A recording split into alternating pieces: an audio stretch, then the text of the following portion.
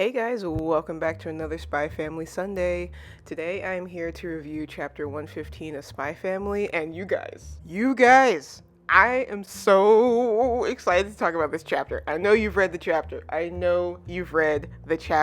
holy crap. If you're new to the channel, please consider subscribing, leaving me a comment because I love talking about these chapters after they drop. So I'm not going to waste any time. Let's just dive straight into it. So the chapter starts off with Yuri's boss coming to an extravagant type of building. There's lots of bushes. It looks highly secure. And he's walking in, and there are some guardsmen. They're like, hey, you can't bring your people in here. Like, it's not going to happen. And so, high security. He comes in, and he's meeting with none other than Shopkeeper from the garden, which is insane. So they're meeting, and he's like, oh, it's a fine day to you, Director Wilker. So we're finally getting his name. And so they're having sort of a casual meeting, and it blew my mind because I didn't think that they, roamed around in the same circles. So all of this is like really fascinating.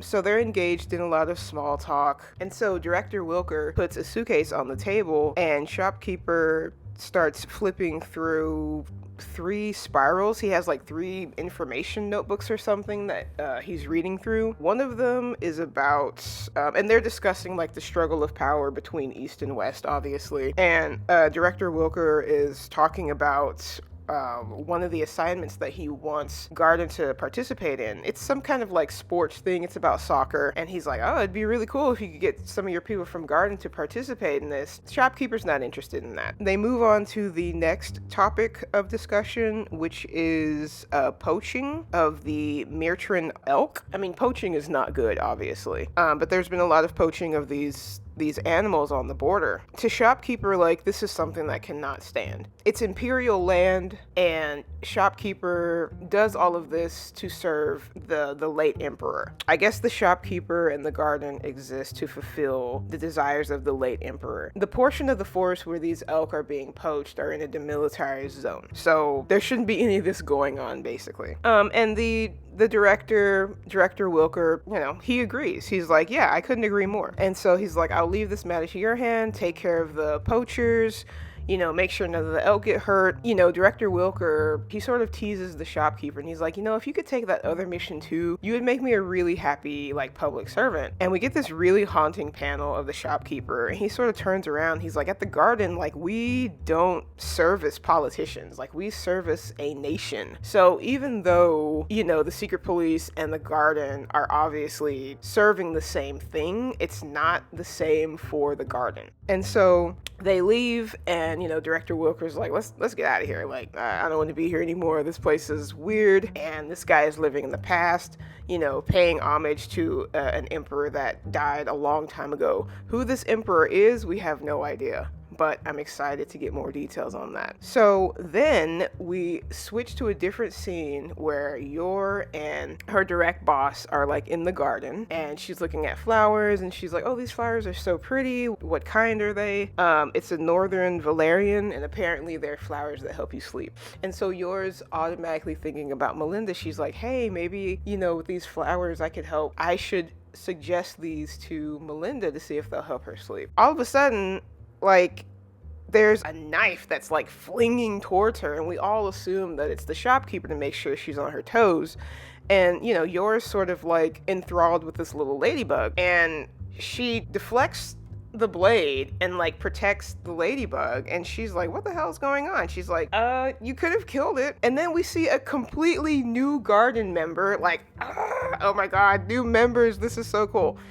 So we see like this, I do not know if this is a male or a female. I can't tell, and based off the name, I still can't tell. But we see this new garden member, and he or she is wearing like this really long black, like, trench coat looking thing, and they have really long white hair with bangs, and they sort of have these like little moles underneath the eyes, and this person's eyes just look completely deadpan. They just look like they mean business. And so they're just like, don't enable noxious pests. and yours boss is like, it's a ladybug. It's not a big deal, and yours like, oh, it's nice to see you. And they're like, oh, what are you doing here? And this new person is like, oh, I'm reporting in on the completion of my pursuing tasks. What about the two of you? Your and her boss are like, yeah, we're just here. We're just here for a regular meeting with the shopkeeper. And then we get another person that shows up, a kid apparently. They look like a kid, a short boy that has like this really crazy hair that's going in all types of directions and these dark circles around his eyes. And he's like, I'm also here, although you probably didn't notice that I was here. And this person's name is Gimpy. First garden member that shows up, their name is Hemlock. So again, I don't know if that's a girl or a boy. So we have two new characters, Hemlock and Gimpy. This is so cool.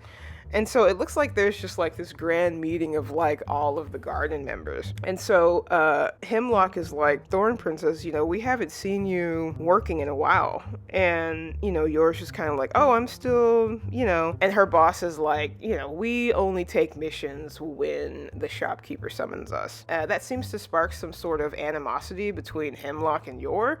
They're like making eyes. Their hand is twitching. Yours hand is twitching.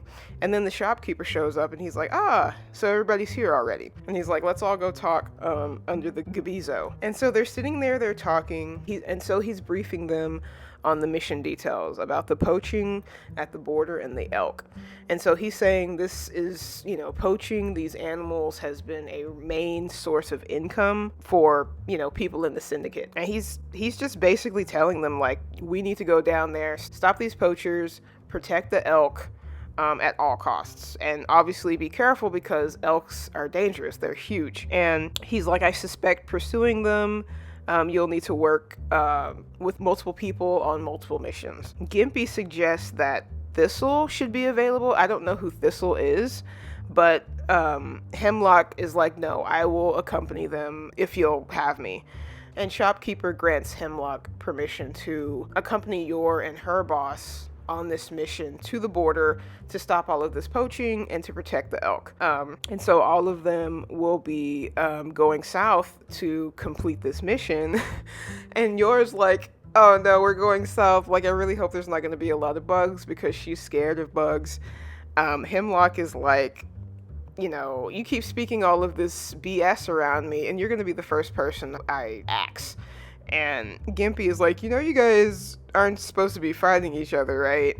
And, there's just like sparks between Yor and Hemlock. Hemlock is like giving some major, like, I will destroy you vibes, and Yor's just sort of confused about it. Maybe there's some rivalry there.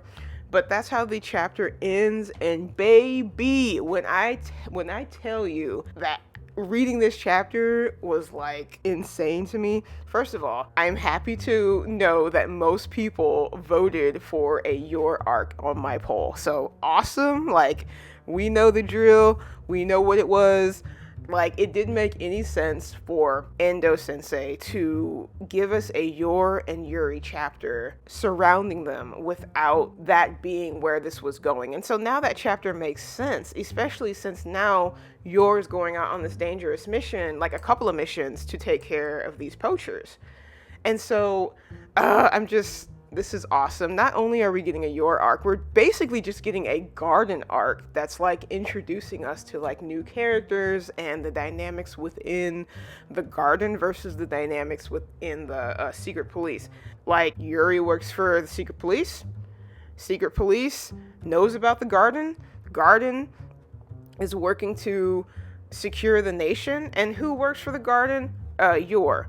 So I find that like very fascinating that they both work in similar professions that know of each other, and yet the siblings don't know that both of them do that. Like, I'm telling y'all, if stuff really gets crazy, I'm pretty sure they're going to run into each other on the field. That would be insane. If Yor was on a mission doing something and like Yuri just happened to be like in the background or maybe doing the same thing just from the point of view of the secret police. Like, that would be so cool. I mean, who's to say that won't happen in this arc? Like, the potential of this arc is going to be wild. and I'm very excited to see where it goes. Like, this was a great chapter. I'm so glad we're getting more information about the garden. We're being introduced to new characters. Like, yeah, very excited. I'm so happy we're moving in this direction. We've been waiting a long time, and I'm glad Indo. I honestly don't know how he interacts with fans, but like, I am glad he is giving this to us right now. Yeah, can't wait for the next chapter. Absolutely can't wait. New chapter comes out May 11th, so that is Mother's Day. I will try to get the chapter out on the same day, but I might have to postpone that till the Monday or Tuesday of that following week, but I will try to get it out on Sunday. But if I can't, I will keep y'all updated in my community posts. So yeah, thank you for listening to my review of Spy Family Chapter 115. And until next time, remember to be awesome and stay true.